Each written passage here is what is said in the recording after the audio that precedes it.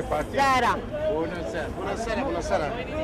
Ne aflăm în a 7-a zi de proteste aici în piața Universității. Mai devreme a fost meetingul USL.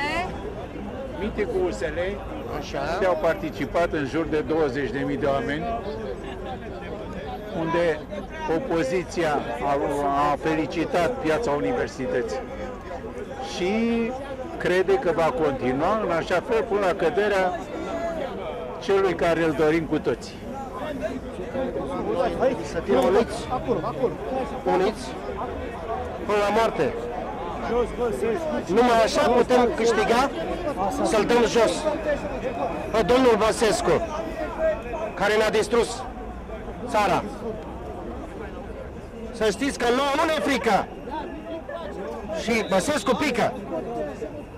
Noi trebuie să fim uniți prin votament, să luptăm până la moarte și fără violență. Ne-am considerat un popor de proști. Noi suntem un popor de proști, nu suntem un popor uniți. Să fim uniți și să nu fim, cum să spun, fricoși. Să luptăm până la moarte. Auzi, Mariane, unde ești? Lașule, vină încoacă, n-ai servici, n-ai casă, dormi la subsolul blocului. Vină încoacă, ne vadă o lume întreagă, un popor, să facem curățenie. Să-l dăm pe Băsescu jos, că n-avem servici. Ăla de sus e mai important decât multe.